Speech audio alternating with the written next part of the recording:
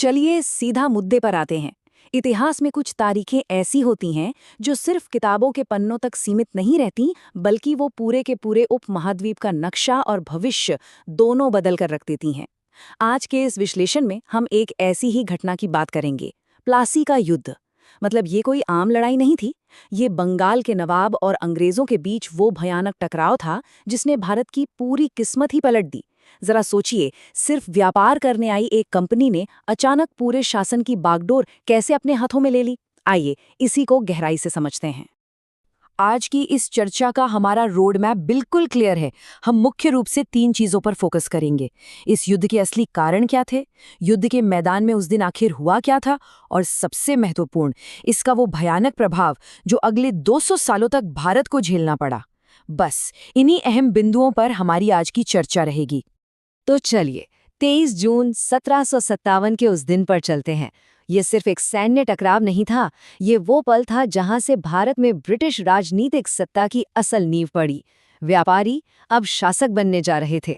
लेकिन ये सब अचानक नहीं हुआ। आखिर वो कौन सी बातें थीं जिन्होंने इस टकराव को बिल्कुल टाले न जाने वाला बना दिया? चलिए उन कारणों को समझते हैं। देखिए, तनाव तो काफी समय से पनप रहा था। पहला सबसे बड़ा कारण था अंग्रेजों की लगातार बढ़ती हुई ताकत। वो अब सिर्फ व्यापारी नहीं रह गए थे, वो अपनी किलेबंदी कर रहे थे, अपनी खुद की फौज खड़ी कर रहे थे। दूसरा कारण था पैसे का। अंग्रेजों को मुगलों से व्यापार में कुछ छूट मिली थी, लेकिन वो इसका जमकर गलत फायदा उठा रहे थे। वो टैक्स की चोरी कर रहे थे, जिससे नवाब के खजाने को भारी नुकसान हो रहा था। और इन सबसे भी खतरनाक था तीसरा कारण, खुद नवाब के दरबार में रची जा रही साजिशें। मीर जाफर जैसे कुछ रसूखदार लोग और अमीर व्यापारी अंदर ही अंदर अंग्रेजों के साथ मिलकर नवाब की पीठ में छुरा घोंपने की तैयारी कर रहे थे। अब हालात इतने खराब हो चुके थे कि बस एक छोटी सी चिंगारी की जरूरत थी, और वो चिंगारी भड़की भी। हुआ कुछ यूं कि नवाब ने एक सख्त कदम उठाया और अंग्रेजों को चेतावनी दी कि भाई, अपनी यह किलेबंदी तुरंत बंद करो। लेकिन अंग्रेजों ने इस चेतावनी को हवा में उड़ा दिया। अब नवाब भी शांत बैठने वाले नहीं थे। उन्होंने सीधा कलकत्ता पर धावा बोला और उस पर कब्जा कर लिया। अंग्रेजों के लिए ये बहुत बड़ा झटका था। उन्होंने कसम खाई कि वो इसका बदला लेंगे, और यहीं उन्होंने चली अपनी सबसे खतरनाक चाल। उन्होंने नवाब के सेनापति मीर जाफर के साथ एक सीक्रेट डील कर ली। डील ये थी कि अगर अंग्रेज जीते तो मीर जाफर को बंगाल की गद्दी मिलेगी। कितनी बड़ी और भयानक साजिश है ना। और फिर आता है वो ऐतिहासिक दिन जब दोनों सेनाएं मैदान में आमने सामने थी। दांव पर बहुत कुछ लगा था।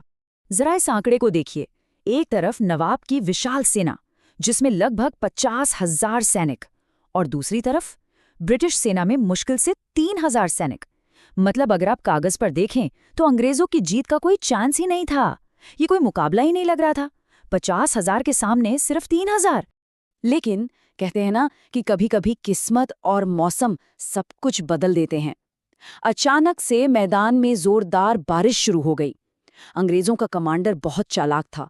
उसने दूरदर्शिता दिखाते हुए तुरंत अपना सारा बारूद ढकवा दिया। लेकिन नवाब की सेना ऐसा नहीं कर पाई। उनका खुला रखा सारा बारूद पानी में भीगकर बिल्कुल बर्बाद हो गया। इसका सीधा सा मतलब था कि नवाब की सेना की सबसे बड़ी ताकत, उनकी तोपें, पूरी तरह से बेकार हो गई। लेकिन असली तबाही मौसम ने नहीं, बल्कि अपनों की गद्दारी ने मचाई। वो गद्दारी जिसने युद्ध का पूरा पासा ही पलट कर रख दिया। सुबह से लेकर शाम तक का घटनाक्रम बहुत ही नाटकीय था। सुबह दोनों सेनाएं आमने सामने होती हैं।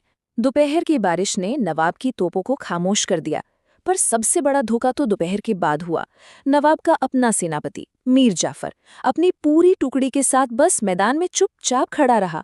उसने लड़ाई में हिस्सा ही नहीं लिया। जरा सोचिए, उस नवाब पर क्या बीती होगी जिसका अपना ही सेनापति दुश्मनों से मिल गया हो। इस एक धोखे ने नवाब की पूरी रणनीति को चकनाचूर कर दिया। दिन ढलते ढलते नवाब की विशाल सेना हार चुकी थी और उन्हें मैदान छोड़कर भागने पड़ा। ये युद्ध भले ही एक ही दिन चला हो, लेकिन इसके झटके सदियों तक महसूस किए गए। आइए देखते हैं इसके बाद असल में हुआ क्या। इस एक जीत ने अंग्रेजों की किस्मत खोल दी। राजनीतिक तौर पर उन्होंने अपनी डील के मुताबिक मीर जाफर को बंगाल का नवाब तो बना दिया, लेकिन वो महज एक कठपुतली था। असली डोर अंग्रेजों के हाथ में आ चुकी थी। आर्थिक तौर पर बात करें तो अंग्रेजों को भारत के सबसे अमीर सूबे यानी बंगाल की बेशुमार दौलत को लूटने की खुली छूट मिल गई। और इसका सबसे बड़ा दीर्घकालिक असर क्या हुआ?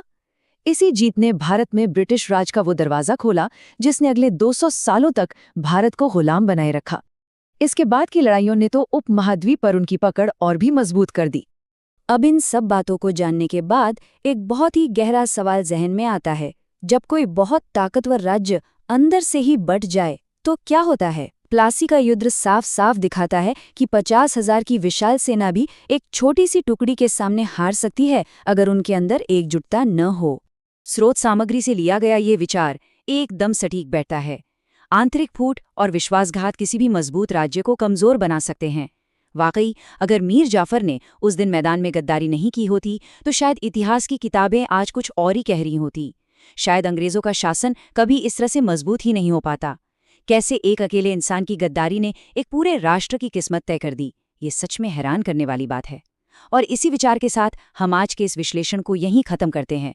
उम्मीद है इतिहास की ये गहरी सीख आपको हमेशा याद रहेगी।